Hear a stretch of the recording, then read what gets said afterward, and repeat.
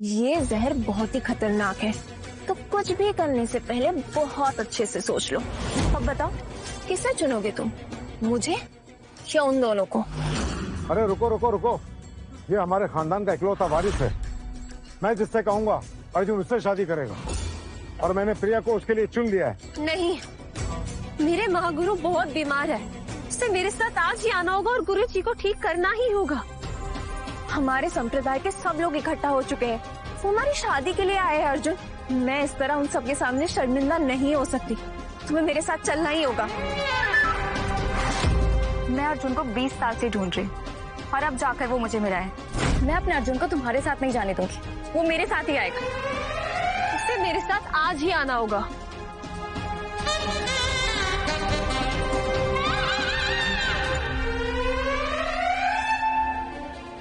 मेरे साथ आओ अर्जुन। अरे छोड़ो यार, ये शादी के टॉपिक को यही खत्म करो। इतने समय के बाद मुझे मेरा परिवार मिला है, बड़े मिले हैं, मुझे उनका आदर करना चाहिए ना। और कल मैं शैव संप्रदाय आऊंगा और गुरुजी से मिलूंगा। बहुत तकलीफ में होंगे वो, और उनसे मिलने के बाद मैं उनको यहाँ लेकर के आऊंगा और तभी डिसाइड करेंगे कि मैं किससे शादी करूंगा।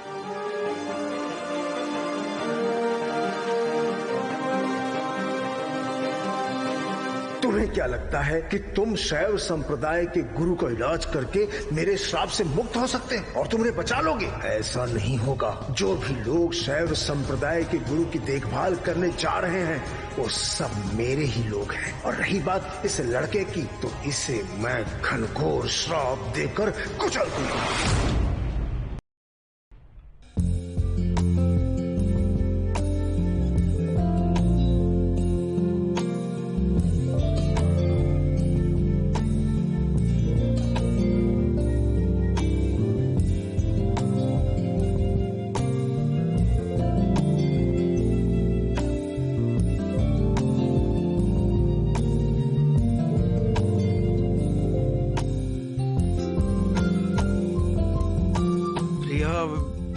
तुमने ये छोटे कपड़े क्यों पहने हैं? मैंने कुछ नहीं देखा, मैंने सच में कुछ नहीं देखा।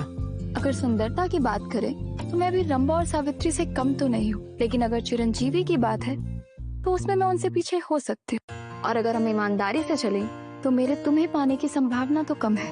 देखो, मैंने अभी सोचा नहीं है कि मैं शादी किससे करूंगा, और मेरी शादी का ना मेरे गुरुजी डिसाइड करेंगे। लेकिन तुम्हें शादी की इतनी जल्दी क्यों पड़ी है? नहीं, मैंने अंकल से वादा किया है कि मैं तुमसे ही शादी करूंगी। उन्होंने मुझे पाल पोस कर बड़ा किया है, मुझे उनका एहसान तो उतारना ही पड़ेगा, फिर चाहे मेरे पास 1% ही मौका क्यों ना हो। देखो, ये ऐसे छूने से ना कुछ होने वाला नहीं है। अगर मेरे गुरुजी को पता चल गया ना कि मैंने रंभा और सावित्री के साथ रिश्ता तोड़े बगैर तुम्हारे साथ सोने की कोशिश कर रहा हूँ तो मुझे मार डालेंगे। नहीं, मैं ये सब नहीं कर सकता। तो कोई बात नहीं, अगर एक बार हम दोनों साथ सो गए तो वो दोनों खुद ही पीछे हट जाएंगे। नहीं, लेकिन शैव और शाक्त संप्रदाय की नाक तो कट जाएगी ना। तो ठीक है ना, अगर वो गुस्सा होंगे तो वो अपने गुस्सा मुझ पर उतार सकते हैं।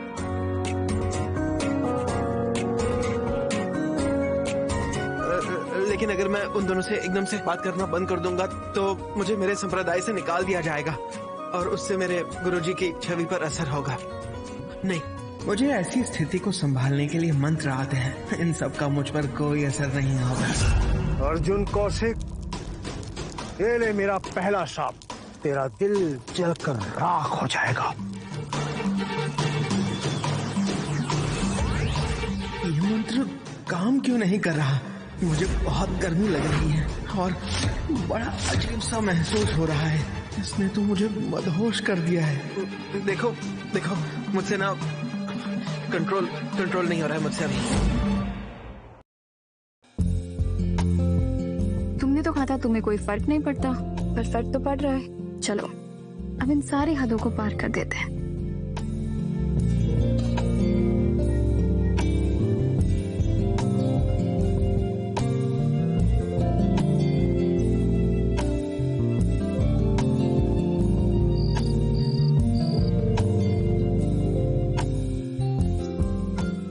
वर्जिनिटी भी खो दी।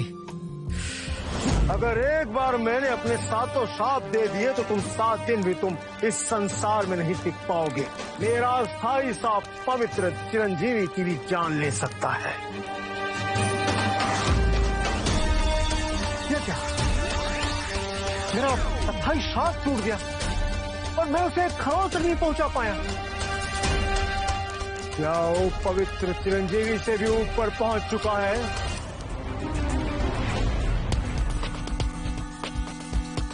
तो ये है शैव संप्रदाय का मंदिर। रंभा जी को गलती से भी ये पता नहीं चलना चाहिए कि मैंने प्रिया के साथ क्या किया है।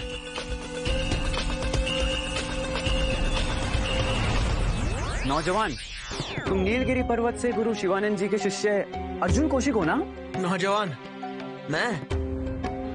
तुम दोनों को ना मुझे नौजवान नहीं बोलना चाहिए। तुम लोगों ने अपनी उम्र देखी है? मैं तो तुम्हारे बड़े भाई जैसा हूँ। तुम ये बात कर रहे हो कि कौन वरिष्ठ है? अगर तुम्हारे गुरुजी भी हमारे सामने में आ जाएंगे तो हम उन्हें भी नाम से ही बुलाएंगे। हमने तुम्हें नौजवान बुलाया, तुम्हें इसे अपनी तारीफ ही समझना चाहिए, क्योंकि अगर हम उम्र की बात करें तो फिर तुम्हें हमें अपना अंकल कहकर बुलाना पड़ेगा। तुम इतने छोटे होकर भी इतनी बड़ी बड़ी बातें कैसे कर सकते हो? और तुम्हें कोई अधिकार नहीं है कि तुम मेरे गुरुजी के बारे में ये सब बोलो और उन्हें अपने बराबर समझो। अगर मैंने तुम्हें अपने गुरुजी के बारे में बता दिया और उनकी आयु बता दी तो तुम्हारे कदमों तले ना जमीन खिसक जाएगी। ओह हाँ, तो बोलो। मेरे गुरुजी 30,000 साल से हिमालय पर तपस्या कर रहे हैं और तुम दोनों सिर्फ 17-18 साल के दिखते हो और मेरी आयु मैं 21 साल का हूँ। क्या तुम्हारे गुरुजी को तुम्हारे इस व्यवहार के बारे में पता है? क्या कहा? 16 या 17 साल? शायद तुम्हें पता नहीं है कि मेरी उम्र 1320 साल है और इनके जन्म के 1 सदी बाद मैं इस दुनिया में आया। मेरी उम्र 1200 वर्ष से भी ज्यादा है। तुम 1320 साल के हो और तुम 1200 साल के। यहाँ पर जितने भी 48 विद्यार्थी हैं, हम दोनों उनमें से सबसे छोटे हैं। अगर तुम्हें यकीन नहीं होता तो तुम हमारा पंजीकरण देख सकते हो या फिर अपने गुरु से खुद जाकर पूछ लो। गुरुजी ने कहा था कि कोई भी अमर निवास के द्वारपाल एक आवारा घूमते हुए चिरंजीवी से बड़े होते हैं। अरे ये तो मैं भूल ही गया था कि ये यहाँ के गुरुजी के शिष्य हैं। अगर तुम्हें नौजवान कहना बुरा लगे तो हम तुम्हें सर कहकर बुलाएं। हमारे गुरुजी बिल्कुल ठीक नहीं है। रंभा जी ने आपके इंतजार में हमें यहाँ भेजे हैं। मैंने तो सुना है कि आपके गुरुजी बहुत बड़े विद्वान हैं। बहुत बड़े बड़े विद्वान उनसे डरते हैं। राक्षस गण भी उनसे डरते हैं। तो फिर उन्हें मेरी जरूरत कैसे पड़ गई? अगर ये खुला हमला होता तो हमारे गुरुजी इससे बिल्कुल नहीं डरते, मगर छुपे हुए वार से बचना कठिन होता है। हमारे गुरुजी कहते हैं कि ये एक आदिम अभिश्राप है, स्थायी श्राप। स्थायी श्राप जो बिना देखे बिना महसूस किए किसी की जान ले ले, वही स्थायी श्राप ना? हाँ बिल्कुल। हमारे गुरुजी ने इस श्राप से मुक्ति पाने का उपाय भी खोज लिया है। डेथ औषधि इस मुक्ति को तोड़ सकती है। हमारे यहाँ इस विद्या में कोई निपुण नहीं है, इसलिए तुम्हें और कुछ लोग जो रस विद्या को जानते हैं उन्हें बुलाया गया है और हमें रंभा जी ने आदेश दिया है कि हम तुम्हें पवित्र पेड़ के नीचे ले आएं।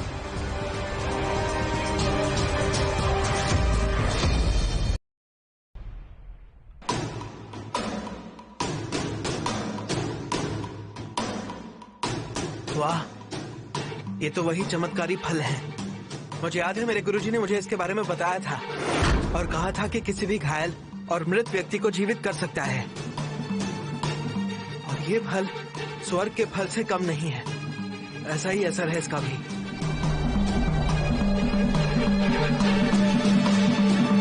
जब पहली बार अफरा तफरी फैली और आदिम संसार की शुरुआत हुई, स्वर्ग और नरक बनने से भी पहले यह आध्यात्मिक जड़ उग गई और वो ही आज तक इस फल को उगने में मदद करती है। और ये फल 3000 साल में एक बार उगता है और फिर इसे पकने में 3000 साल लग जाते हैं और फिर इसे खाने में 10,000 साल लग जाते हैं और किसी खुशनसीब को इसकी अगर सुगंध मिल जाए तो 360 साल जी सकता है और अगर किसी व्यक्ति को ये पूरा फल मिल जाए तो वो 47,000 वर्ष तक जी सकता है। क्या सिर्फ इसकी खुशबू लेने से आयु 360 साल बढ़ जाती है और खाने से 47,000 साल? ये तो तपस्या से भी बेहतर है।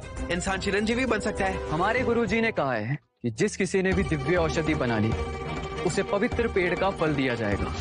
अगर ये किसी नश्वर ने खाया तो वो अनश्वर के रास्ते पे चल सकता है, और अगर किसी चिरंजीवी प्राप्त व्यक्ति ने खाया तो उसकी शक्तियां दुगनी हो जाएंगी। मेरे गुरुजी की तपस्या बीच में ही रुक गई। अगर मैं उनके लिए ये फल लेकर जाऊंगा तो शायद वो मुझसे बहुत खुश हो जाए। रंभा जी ने तो कहा था ये गुरु शिवानंद जी का शिष्य है। हमने इसे सिर्फ एक सवाल पूछा और इसने उसका एक ही जवाब दिया।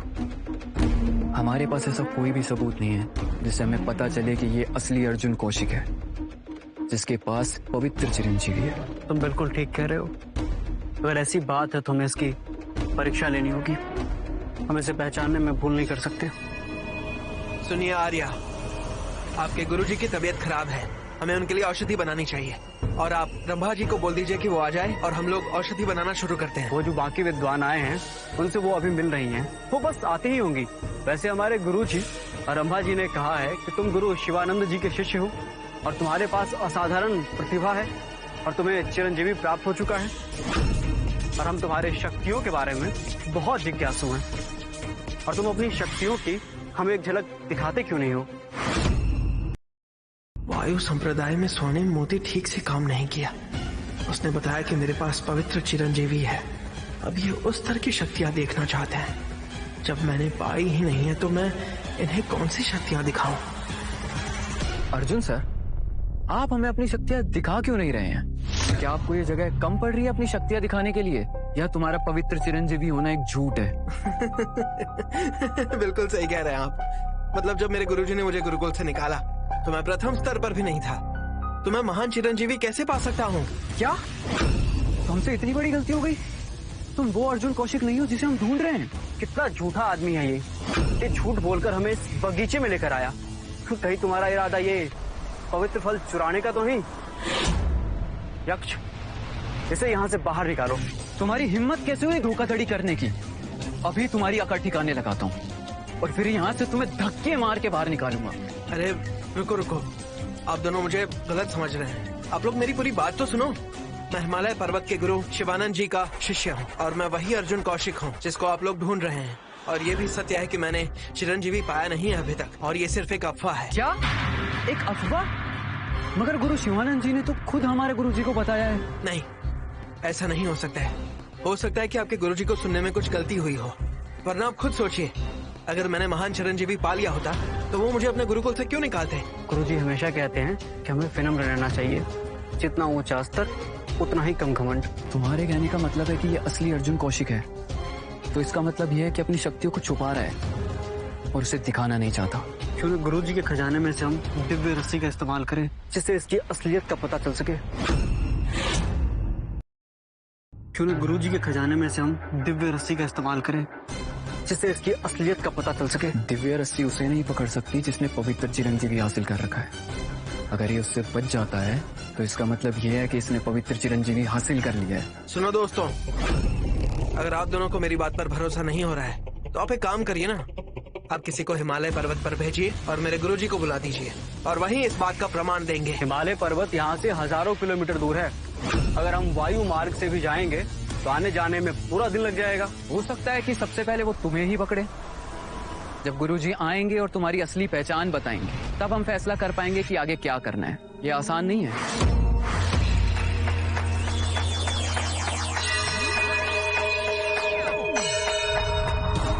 देखिए, मैं आपके गुरुजी का शिष्य हूँ, ये बर्ताव अच्छा नहीं है। अगर तुम सच में वो ही अर्जुन हो जिसे हमारे गुरुजी ने बुलाया है तो हमें सजा जरूर मिलेगी।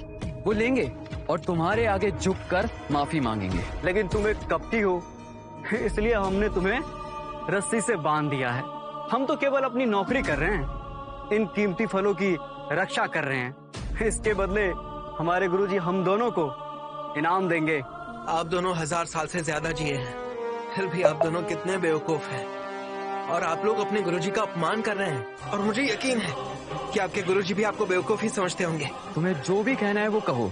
ये दिव्य रस्सी कोई ऐसी वैसी रस्सी नहीं है। अगर तुम्हारे अंदर सच में पवित्र चिरंजीवी वाली शक्तियां होंगी तो तुम इससे आसानी से निकल जाओगे, और अगर तुम नहीं निकल पाए तो इसका मतलब ये है कि तुम एक कपटी हो। जितनी ज्यादा कोशिश तुम करोगे ये रस्सी उतनी ज्यादा टाइट होती जाएगी जब तक तुम्हारी सांसें नहीं रुक जाती। लेकिन अगर तुम अभी दिव्य रस्सी से निकल सकते हो तो हम तुम पर विश्वास कर लेंगे। मैंने कितनी बार आपको बुलाया ना कि मैं चिरंजीवी नहीं हूँ। आप मुझसे कैसे उम्मीद कर सकते हैं?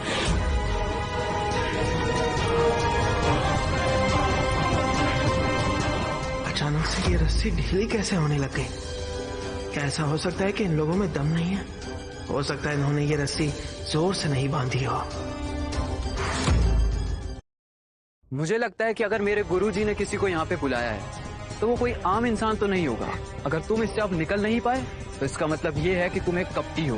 तुम्हारी सजा अब ये होगी कि तुम इस दिव्य रस्सी से दबकर अपने प्राण त्याग दो। इसे हम इसी दिव्य रस्सी से बंधे रहने देते हैं यक्ष। चलो हम चलते हैं। वो इतनी देर से बंधा हुआ है लेकिन उसने अब तक अपनी शक्तियों का इस्तेमाल नहीं किया। शायद ये वो अर्जुन नहीं है। यक्ष, हम केवल इसे डराना चाहते थे, लेकिन अगर इसे हमारे क्षेत्र में कुछ हो गया तो गुरुजी हमें कड़ी सजा देंगे। इससे हमें अपनी दिव्य रस्सी ले लेनी चाहिए और इसे तो धक्के मार के यहाँ से बाहर निकालना चाहिए।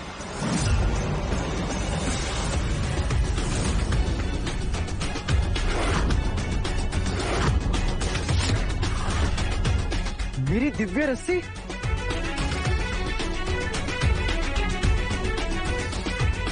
दोस्तों, मेरी बात पर भरोसा करो। अगर मैंने बल का प्रयोग किया होता तो ये रस्सी टूट चुकी होती। अब तो मेरी बात पर भरोसा करोगे? तुम झूठ बोल रहे हो।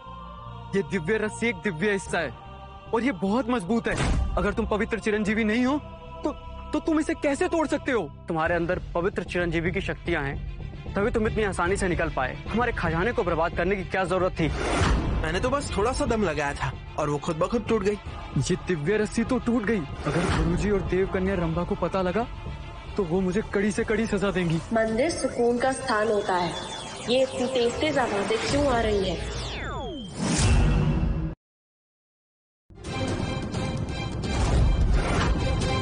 रंभा जी, इसमें इस लड़के की गलती है।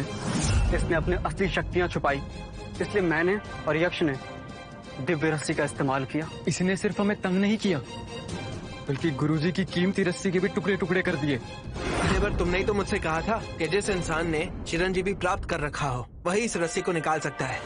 लेकिन मेरा स्तर तो अभी बहुत नीचे है। चिरंजीवी और मैं तो चिरंजीवी पा ही नहीं सकता। हो सकता है कि तुमने ना जरूर कोई गलत रस्सी दे दी होगी। ये तो दिव्य रस्सी हो ही नहीं सकती। अर्जुन जी हमारे खास मेहमान हैं, तो उनसे अगर दिव्य रस्सी टूट भी गई तो कोई बात नहीं। शैव संप्रदाय उनसे बैर नहीं रखेगा। लेकिन तुम्हें ये शक्तियाँ छुपा के गलतफहमी पैदा करने की कोई जरूरत नहीं थी। मैंने शक्तियाँ छुपाई? अरे लेकिन उसके लिए शक्तियाँ होनी भी तो चाहिए। देखिए, मैंने ऐसा कुछ भी नहीं किया है। जब मैं हिमालय पर्वत पर था तो मेरे गुरुजी ने मुझे बोला कि मुझे एक मुक्का मारो, और जब मैंने उन्हें मुक्का मारा तो उन्हें गुदगुदी जैसा महसूस हुआ कि मेरे पास कोई शक्तियाँ नहीं है। और उन्होंने मुझे ये भी बोला कि मैं बहुत कमजोर हूँ और मेरे अंदर कोई काबिलियत ही नहीं है। नहीं, ऐसा नहीं हो सकता। गुरुजी शिवानंद ने हमें एक संदेश भेजा था जिसमें साफ साफ शब्दों में ये लिखा था कि तुमने पवित्र चिरंजीवी प्राप्त कर ली है, और तो और तुम्हारी रस विद्या का भी कोई तोड़ नहीं है, वरना मैं तुम्हें कभी अपने आप बुलाने ही नहीं आती। अरे गुरुजी ऐसा क्यों कर रहे हैं? वो मेरी काबिलियत के बारे में बाहर बड़ा चढ़ाकर क्यों बता रहे हैं?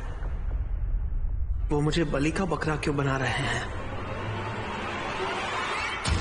या तो तुम या तुम्हारे गुरुजी, तुम दोनों में से एक तो झूठ बोल ही रहा है। देखो, वो तो मैं बिल्कुल भी नहीं हूँ। मैं ना एक बहुत छोटे स्तर का व्यक्ति हूँ और मुझे मेरा स्तर बहुत अच्छे से पता है। तुमने वो सब कर लिया? तुमने तो कहा था कि तुम अपने गुरुजी से पूछोगे कि तुम्हें हम तीनों में से किससे शादी करनी है, लेकिन तुमने ऐसे कैसे? ठीक है, तुमने अपना वादा तोड़ दिया, पता चल गया अब असली कपटी कौन है, और वो तुम्हारे गुरुजी नहीं, तुम खुद हो। रंभा जी, आप गलत समझ रही हैं। दरअसल सब कुछ इतनी जल्दबाजी में हुआ कि मुझे पता ही नहीं चला। बस, यहाँ की देव कन्या होने के नाते मैं तुमसे शादी नहीं करूंगी। मैं एक ऐसे आदमी से शादी नहीं करूंगी जो दूसरे औरत के साथ सोया हो। मैं तुमसे शादी नहीं कर सकती, लेकिन तुम इस चीज का प्रायश्चित सिर्फ तभी कर पाओगे जब तुम दिव्य औषधि बना लोगे।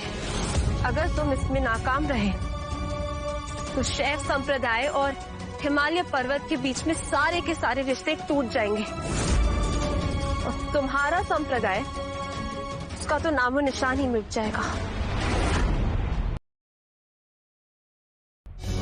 अगर यह हमारी तपस्या की शक्ति पर निर्भर करता है तो उस पर मुझे बिल्कुल भरोसा नहीं है, लेकिन अगर सिर्फ औषधि बनानी है तो ये तो मेरी खासियत है। ठीक है, वादा रहा। शिव संप्रदाय के गुरु के बुलावे पे हम दिन रात सैर करके यहाँ पहुँचे हैं। अब हम देरी नहीं करना चाहते। आखिरकार हम पहुँच ही गए औषधि बनाने की सभा में। आप लोगों का यहाँ आने के लिए बहुत बहुत शुक्रिया। अगर आप हमारी मदद कर सकते हैं दिव्य औषधि बनाने में, तो हमारे गुरुजी आपको बड़े बड़े पुरस्कारों से सम्मानित करेंगे। बेटे, आप कितने अच्छे हो। आपके गुरु और मैं इस धरती पर चिरंजीवी है, हमें उनकी मदद करनी पड़ेगी। हमने सुना है कि हमारे अलावा शिव संप्रदाय ने कोई महान व्यक्ति को बुलाया है औषधि बनाने के लिए। महान है या नहीं ये हमें नहीं पता, लेकिन दुष्ट जरूर है, क्योंकि वो तुमसे झूठ पे झूठ बोलते जा रहा है। अगर हमारे गुरुजी ने इसे औषधि बनाने के लिए नहीं बुलाया होता तो कब का इसे धक्के मार के बाहर कर दिया होता। अरे भाइयों, आपके गुरुजी ने मुझे बुलाया है और आपको जो औषधि चाहिए अगर उसको मैं अच्छे से तैयार करके दे दूं तो। यही वो महान व्यक्ति है जिनको गुरुजी ने बुलाया है औषधि बनाने के लिए। ये वही व्यक्ति है जिन्हें हमारे गुरुजी ने बुलाया था और हमारे गुरुजी के अनुसार ये औषधि बनाने में माहिर है। और तो और इन्होंने एक बार संजीवनी अमृत रस भी बनाया था। क्या इस कम उम्र में इसने नवरस का संजीवनी अमृत रस बनाया है? मैं विश्वास नहीं करता, अफवाह है। मैंने रस विद्या देवता से 1000 साल तक शिक्षा प्राप्त कर ली है, तब मैं संजीवनी औषधि रस बना पाया। इसे तो 100 साल का अभ्यास भी नहीं है। ये सब बकवास है। मुझे भी यही लगता है कि ये एक झूठा इंसान है और सिर्फ झूठ ही बोलता है। ये कहता है कि इसे औषधि बनाने आती है, शायद ये सिर्फ जिंदा रहना चाहता है। और अगर ये दिव्य औषधि नहीं बना पाया तो रंभा जी से अच्छे से सबक सिखाएंगी। मुझे नहीं फर्क पड़ता है कि आप लोग मेरे बारे में क्या सोचते हो, और जब मैं वो औषधि बना लूंगा तब आपको पता चलेगा कि मैं रस विद्या में माहिर हूँ। सच हो या नहीं, लेकिन इनकी बातें अच्छी नहीं है।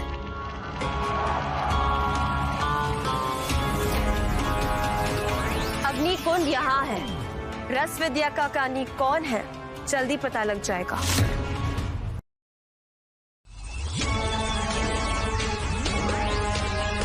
यहाँ पे 3 आधी बनी हुई औषधियाँ पड़ी हुई है। हमारी दिव्य औषधि के लिए ये जरूरी है ना? जी, हमारे गुरुजी ने दिव्य औषधि बनाने की आधी प्रक्रिया खत्म कर दी है, बाकी आधा आप लोगों के लिए छोड़ा है। उसके लिए हमें सिर्फ एक खास तत्व चाहिए और हमें सही क्रम से चलना होगा। मेरे गुरुजी कहते हैं कि ये पवित्र पेड़ का फल ही खास तत्व है और हर रस विद्या के ज्ञानी की गुप्त विधि भी इसे सफल करने में योगदान देती है। पवित्र फल पेड़ पे लगे हुए हैं, इसे तोड़ने के लिए आपको अपनी विद्या का इस्तेमाल करना होगा। ये चमत्कारी फल चिरंजीवी बनने का खजाना है और ये 5 तत्वों के लिए खतरा है। इसको जब सोना मिलता है तभी गिरता है, और तब सूखता है जब लकड़ी से मिलता है, जब घुलता है तब पानी में मिलता है, और जब जलता है तो आग से मिलता है, और जब डूबता है तो धरती से मिलता है। और इस फल को तोड़ने के लिए ना हमें स्वर्ण चयक चाहिए होगा। पवित्र फल तब सच में गिरता है जब वो सोने से मिलता है, लेकिन अगर वो सोने की किसी भी वस्तु को छू ले तो उसका दिव्य गौरव खत्म हो जाता है। वो औषधि बनाने के किसी काम का नहीं रहेगा। तो आपको ये फल हाथों से ही तोड़ना पड़ेगा। हमें सोने की वस्तु का इस्तेमाल नहीं करना है, हाथों से तोड़ना है। ऐसी बात मैंने पहले कभी नहीं सुनी। मेरे गुरुजी ने कहा था कि जब कोई तपस्वी अपने विशेष स्तर पर पहुंच जाते हैं तो वो अपना गौरव सोने में बदल सकते हैं, और ये किसी सोने की वस्तु से भी ज्यादा अनमोल है, और हाथ से वो फल तोड़ना भी काम आ सकता है। मेरा गौरव सोने में बदलना है? गुरुजी ने बोला था कि सिर्फ पवित्र चिरंजीवी प्राप्त किए लोग ही ये कर सकते हैं। मैं तो पवित्र चिरंजीवी हूँ ही नहीं। ठीक है, तो सबसे पहले मैं जाऊंगा। मैं 3500 साल तक तपस्या किया हूँ और इस तपस्या से मुझे शक्ति मिली है। इस पवित्र फल को मैं ही तोड़ सकता हूँ। शाबाश, इन बड़ी बड़ी बातें करने वाले लोगों को दिखाते हैं कि ये औषधि बनाने के लिए काफी ताकत और काबिलियत चाहिए। सिर्फ खोखले शब्द नहीं। अर्जुन, अगर एक बार इन्होंने पवित्र फल तोड़ लिया तो ये सफलता की आधी सीढ़ी पार कर लेंगे, और अगर इन्होंने दिव्य औषधि सफलता पूर्वक बना ली तो तुम शैव संप्रदाय के किसी काम के नहीं रहोगे, और फिर मैं तुमसे हिसाब किताब करूंगी। बेशक मैं इस फल को नहीं तोड़ सकता, लेकिन ये किसने तय किया कि मैं औषधि नहीं बना सकता? तुम पवित्र फल तो तोड़ नहीं सकते, तो पवित्र औषधि कैसे बनाओगे? क्या तुम अग्निकुंड में कूदकर खुद वो खास तत्व बन जाओगे? इसे कुछ नहीं पता। अगर ये कूद भी गया तो इसे कुछ नहीं होगा। इनको औषधि बनाने का अवसर ही नहीं मिलेगा। एक बार मैं उस फल को तोड़ दूंगा तो ज्यादा समय नहीं लगेगा औषधि बनाने में।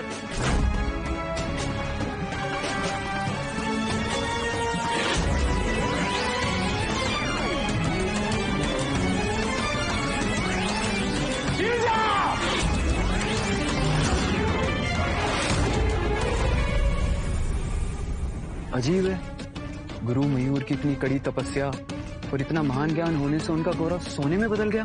वो ये एक फल क्यों नहीं तोड़ पा रहे हैं? गुरु मयूर, ये पवित्र पेड़ धरती और स्वर्ग के तत्वों से बना हुआ है। जब तक आप इसे अपना सब कुछ नहीं देते तब तक ये तोड़ नहीं पाएंगे आप। ठीक है,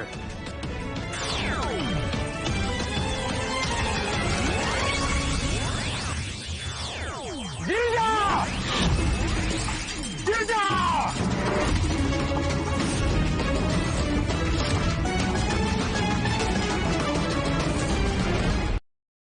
गुरु मयूर, आपने हजारों सालों से तपस्या की है और आपको अब तक उस स्तर पर पहुंच जाना चाहिए था कि आपका गौरव सोने में बदल जाए, लेकिन आप ये फल तोड़ नहीं पा रहे हैं। ऐसा नहीं है कि मेरी तपस्या से सहन शक्ति कम हुई है। ये पवित्र फल अब तक पका ही नहीं है, इसलिए मैं इसे तोड़ नहीं पा रहा हूँ। ये पवित्र पेड़ 10,000 साल में फल देता है, और फल कच्चा है या पक्का है ये तो गुरुजी को पता ही होगा ना। अगर ये फल पका नहीं होता तो गुरुजी हमें यहाँ क्यों बुलाते? अबे शैतान, क्या तुम ये कहना चाहते हो इतने सालों की तपस्या से मैं फल नहीं तोड़ सकता?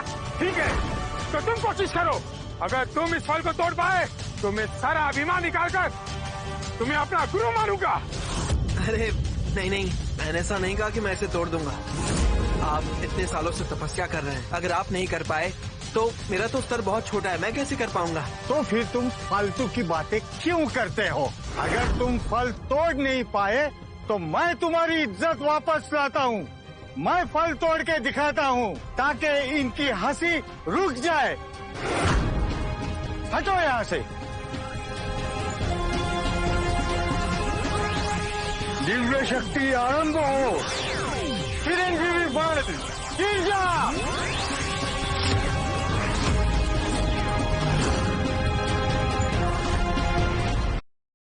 तुम्हारे दिव्य शक्ति तो कमाल के है। केवल 2 उंगलियों की ताकत से पूरे पेड़ को तुमने हिला दिया। अब पवित्र फल तो गिरने ही वाला है। वासु, जाओ, जाकर थाली लेकर आओ। इस फल को गिरने से पहले पकड़ना होगा।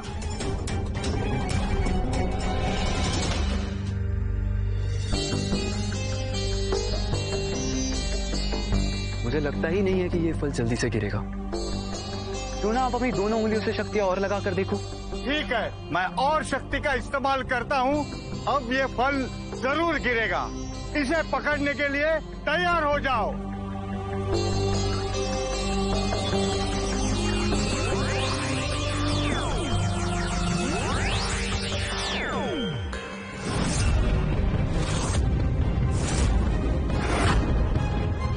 मुझे नहीं लगता कि इस फल को तोड़ने के लिए आपकी शक्ति काफी है।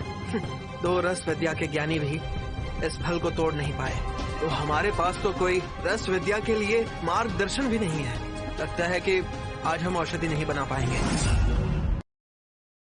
ये तो इतने महान रसायन शास्त्री भी ये फल तोड़ने में नाकाम रहे, लेकिन आपने कहा था कि आप दिव्य औषधि बना सकते हैं, तो आपके लिए तो ये फल तोड़ना आसान होगा। आज गुरु प्रभुदास और मेरा दिन है ही नहीं, बस खुद का मजाक बनवा दिया।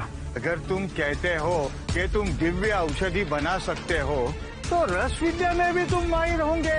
तो तुम्हारा ज्ञान हमसे ज्यादा ही होगा। ठीक है, पवित्र फल गिरा के दिखाओ। आप दोनों ने तो 1000 सालों तक तपस्या की है ना। अगर आप दोनों नहीं इसको गिरा पा रहे तो मैं तो तपस्या की दुनिया में बच्चा हूँ, मैं भी नहीं कर सकता ये। और अगर मैं कोशिश भी करूंगा ना तो इसका कोई तुक नहीं बनता है। नहीं, पवित्र फल के बिना हम आज दिव्य औषधि नहीं बना सकते। आपके गुरुजी ने कहा था कि आपने पवित्र चिरंजीवी प्राप्त कर ली है, तो इस फल को गिराने में आप इन दोनों गुरुओं से ज्यादा सक्षम होने चाहिए। और मैं सच में ये जानना चाहूंगी कि आप पवित्र चिरंजीवी बन चुके हैं या नहीं। चिरंजीवी, और ये मैंने इसकी घमंड भरी बातें बहुत सुनी है, लेकिन ये सबसे ज्यादा पागलपन है। जब से ब्रह्मांड की सृष्टि हुई है तब से चिरंजीवी का रहस्य केवल कुल देवता के पास है, और तुम अपने आप को कुल देवता के बराबर समझते हो क्या? अगर तुम इस मंदिर में नहीं खड़े होते तो मैं तुम्हें पीछे चीर देता।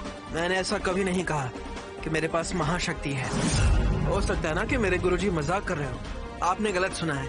सुनना एक बात है और देख के यकीन करना अलग। हमें नहीं पता कि आप झूठ बोल रहे हो या क्या। आप बस फल तोड़ने की कोशिश करो। क्या तुमने इनकी बात नहीं सुनी? तोड़ो उसे। बोलना बंद करो, उसे तोड़ो। मैं इसे तोड़ूंगा, और अगर मैं इसे तोड़ नहीं पाया तो आप लोग हार मानेंगे।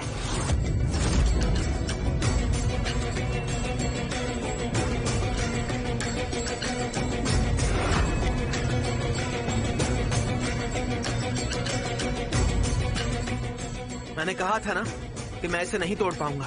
अपने गौरव की शक्ति से मैं इसे नहीं तोड़ पाऊंगा। अब यकीन हुआ आप लोगों को? इसका मतलब है कि तुम्हारे गुरु एक धोखेबाज है, और ये मंगनी तोड़ना एक सही निर्णय है। मुझे नहीं पता गुरुजी ने इसे क्यों बुलाया है। ये दावा करता है इसे दवा बनाना आता है, लेकिन ये झूठ से भरा हुआ है। हमें इसे निकाल देना चाहिए।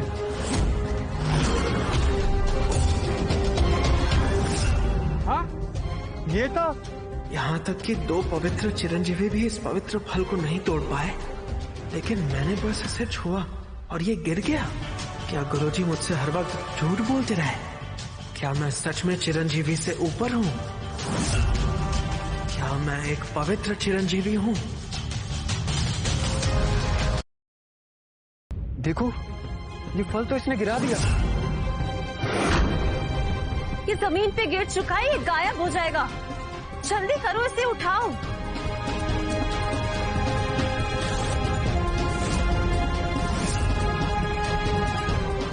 इस पेड़ पर 10,000 साल में सिर्फ 3 फल उगते हैं, और तुमने एक गिरा करके इसको वेस्ट कर दिया। कोई बात नहीं, ये एक फल गिर चुका है, लेकिन अब हमें एक पवित्र चिरंजीवी मिल चुका है। अब हमें दिव्य औषधि बनाने की उम्मीद है। हमारे गुरुजी अब ठीक हो सकते हैं। इतनी थपथपी से इसने पवित्र फल को गिरा दिया? अरे ये तो नौजवान है। क्या तुम ये कहना चाहते हो कि इसकी तपस्या हमारे तपस्या से भी महान है? असंभव, नहीं हो सकता। फल का गिरना उसका काम नहीं है। उसके थपथपाने के बाद ही तो फल गिरा था, साफ दिखा है। आप कैसे कह सकते कि इसका श्रेय उनका नहीं है? ये पवित्र फल गिराने के लिए कईयों ने आजमाइश की। मैंने भी अपनी दिव्य शक्ति का प्रयोग किया, पर यह पवित्र फल पहले से ही अस्थिर था। जब वो पास आया, उसने हल्की सी थपथपी दी, तब वो स्वाभाविक रूप से गिर गया। ये फल गिराने का किसी को श्रेय नहीं मिलना चाहिए। गुरु प्रभुदास की बात में दम है।